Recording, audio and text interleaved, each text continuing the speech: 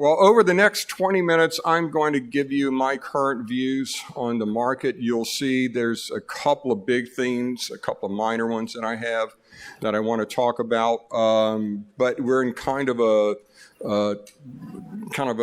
washing machine kind of mode here, getting bounced back and forth over the short term by some emotions in the market. And that's why I have gold treasuries and the dollar back to abnormal. We're back to that weird kind of situation where higher inflation is bad for gold because everybody is, all the markets are so dependent on central bank liquidity and what the Fed is going to do. So everything is interpreted in that light. So let's get started here. So I don't have a laser pointer, so I'm going to have to kind of describe this to you. I think somebody was blinded by it in the last session or something. I don't know, but it's not working. So let's just take a look at where we've gone over the last 6 months or so. You can see that big drop in October, and then a nice little rise. And generally, the end of the year was great. December was wonderful for gold. We set a new all-time high while no one was paying attention. And I mean, out on social media, I saw very little commentary in December. Everybody was off on vacation during the holidays. Nobody was paying attention. Maybe that's what we need to do going forward because gold took advantage of it and really took off, set a new all-time high. It was right in early December, right below 2,000, and it looked like it was going to do a round trip over the last couple of weeks. Midweek last week, it looked like it was taking a dive after a higher than expected surprise on the CPI. And I came out with a piece saying that gold was getting drawn toward 2,000 like a magnet, and it was undoubtedly going to drop below it in the days ahead. Next day, the PPI came out, was a bit more benign, and gold jumped $30. It made me look like a fool for not the first time nor the last. Well, the following week, same thing happened. Gold was taking that dive, which you see here in this chart, toward 2,000, and this is Wednesday, and I thought it was going to drop below 2,000 and came out with that prediction. Next day, it jumped $17 or so and is looking better again. So the lesson in all of this is you need me to really get down on gold and be bearish on it, and then we'll all do well. Unfortunately, that's not going to happen, at least over the longer term view. So let's examine it in a little more detail. Gold and Treasury yields. Higher yields are generally bad for gold. Lower yields are good for gold. We had a weird thing happen around late October and November.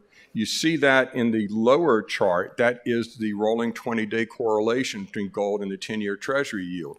You can see it got above that zero line, positive correlation. Higher yields were good for gold for a short period. At my New Orleans investment conference, that was kind of the theme of my presentation there, strange bedfellows, that they were both rising at the same time. The easy explanation for this is that it was the whole Israeli-Gaza thing, and it was a geopolitical move. And in fact, it was to a very large degree.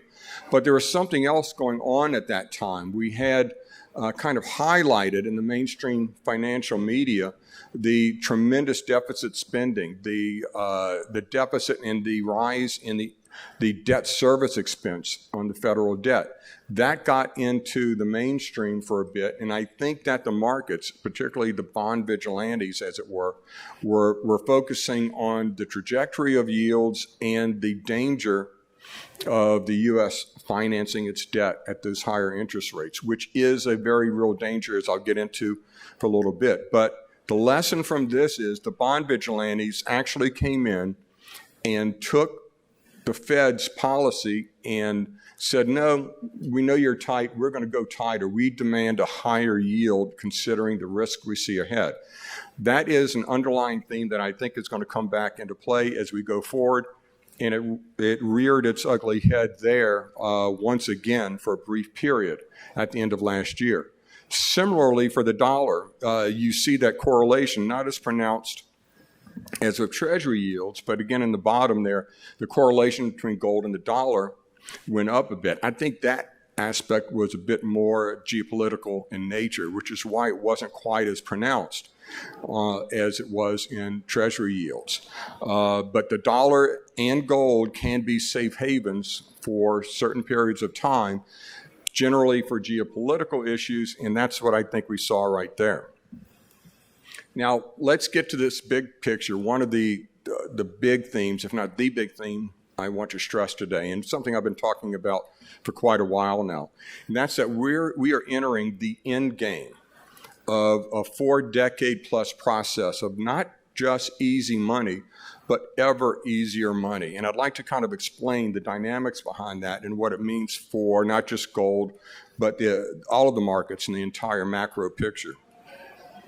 This is the one chart that tells it all. You know, you'll see the blue line is the Fed funds rate. That's what obviously the Fed can control.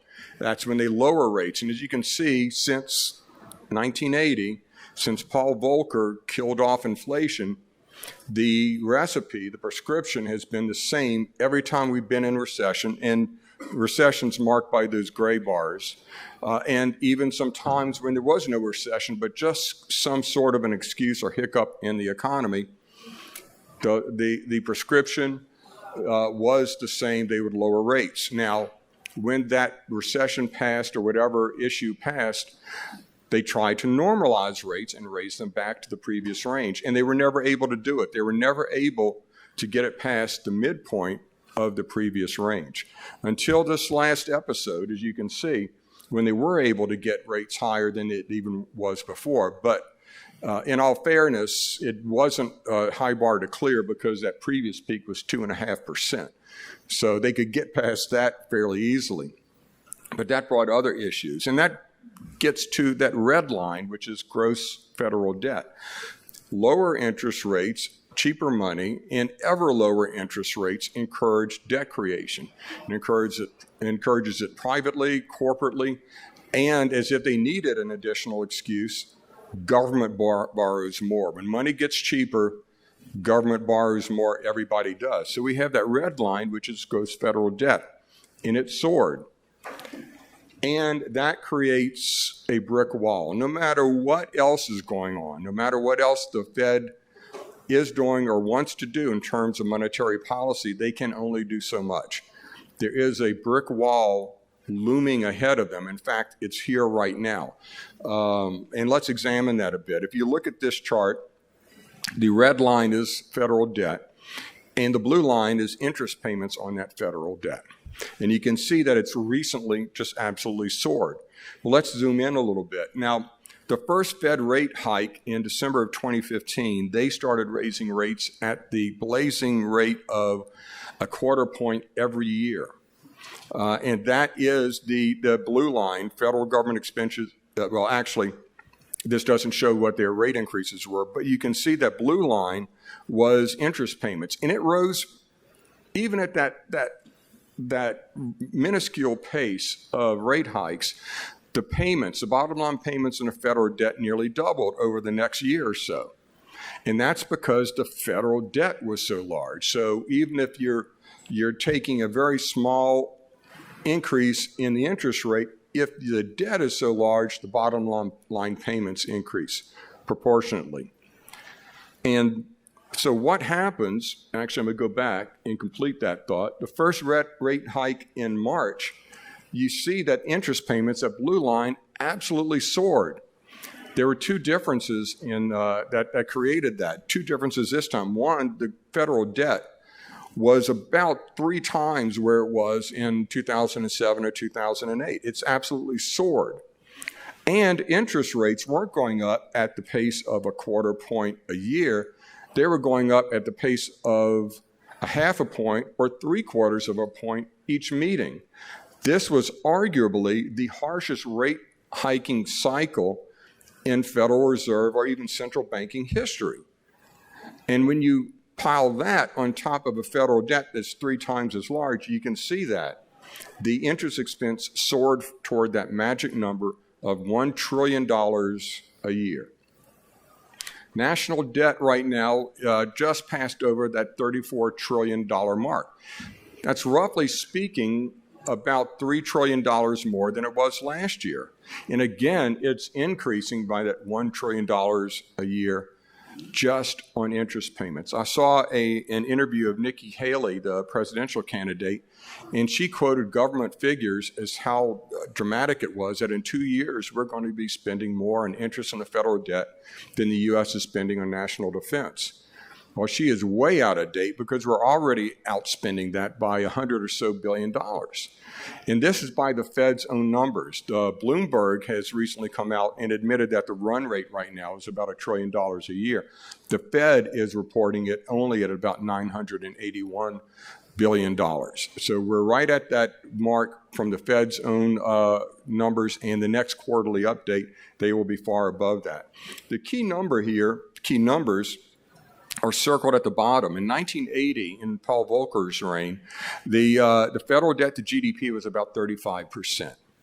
Today, it's closer to 135%, currently about 122%. The point here is that Powell is in a trick box. The Fed is in a trick box. As much as Jerome Powell wants to be Paul Volcker, and he does, he just does not have the same toolbox. There's only so much they can do. So this is the brick wall that's facing them right now. Even if they start cutting rates tomorrow, they are still cutting from 5.25, 5.5. At 3.5%, all that Fed Treasury debt every month keeps more of it comes due and is refinanced at current rates. At 3.5%, you get around $1.5 trillion in interest payments. So they would have to not only stop raising rates, they would have to not only start cutting rates, they'll have to start cutting rates quickly and precipitously because this tsunami of debt service rates is coming right down the pipe. This is that brick wall. This is right at about $1 trillion. We have soared, and we're going to soar through that magic number. And I think that number has political consequences too. I think that once we get over that level, it will become a talking point in the mainstream media and in politics, and they're going to try to address it, but they really can't. You can't grow your way out of this. You can't cut spending. Obviously, it's impossible to cut spending these days in Washington, and you can't raise taxes enough to address this. What this means is that going forward, interest rates have to be low. We have to have a low interest rate environment. In particular, interest rates have to be negative on an inflation-adjusted basis because the dollar has to depreciate at a rate that is greater than the interest you're paying on the debt, or the whole house of cards falls apart. So that's negative interest rates going forward, and now and forever, under the current monetary regime. That's enormously bullish for things, for commodities, for real assets, and gold in particular. So let's look at where we are now, kind of drill down, as it were, a little bit. Right now, the Fed is talking about predicting 3 rate cuts this year. The market is showing a 100% likelihood of 5 cuts, 60% likelihood of 6. So that's the argument that's going on right now. Anything that is, instead of arguing whether the Fed is going to keep hiking, we're now arguing at what degree are they going to cut. That's huge, and that's being lost in the current arguments going on in the markets, arguments being where are we going on a daily basis on all asset classes. So the Fed is like a lion tamer in the middle of the ring, and whenever the market gets excited and interprets a CPI or a PPI or a retail sales number as being dovish or hawkish, if they think it's overly dovish, the Fed whips them on the nose with some rhetoric and tries to get them back in line. That's the argument we're going through right now. That's something people are missing, is that the big picture is that gold is going to have a tailwind, and I'm going to get to that in a moment. But looking at where we are over the last 3 months, we see that potential round trip from under 2,000. I'm really encouraged by the fact that gold has not dropped through 2,000. It's had lots of excuses, but it hasn't because there have been some strong buyers out there. those buyers are not the Western investors. This is gold versus the Spider Gold shares, GLD, the predominant gold ETF. This is a great proxy for Western gold demand. And as you can see, toward the end of the year, even when gold was setting a new all-time high in December, that represented by that black line, this is actual holdings by GLD, has been flat or gone down. So Western investors have not been involved here. That's not a negative, that's a positive. That's tremendous buying fuel because Western investors are trend followers. They jump on a price trend, they buy when prices are going up. Asian gold buyers are more bargain hunting, and yet they're buying right now. Largely from central banks are buying right now, even though the price is approaching all-time highs or is near all-time highs. That's good because if we get a bit of a trend in the gold price for the right reasons, not geopolitical reasons, but monetary reasons, if we get a breakout over, I think, about $2,100 in a good trend established, then the retail market is going to come in like gangbusters. And all of those companies out there are going to see their prices soar. Looking a bit at longer term, this is the 10-year Treasury yield in green and the gold price in gold. And this gets me to my next point, gold's performance. You can see that in the 1970s, when we had the yields and interest rates soar, gold soared as well. Rising interest rates weren't bad for gold. The reason was that inflation was rising more quickly than the Fed could keep up. So gold rose back then because inflation was rising and yields were rising as well. Then we had that long bull market in bonds where rates got ever cheaper, ever cheaper. Now, gold is not a tick-for-tick proxy or play or hedge against inflation. Gold is a freak-out hedge. Gold rises when people get really worried about what's going to happen.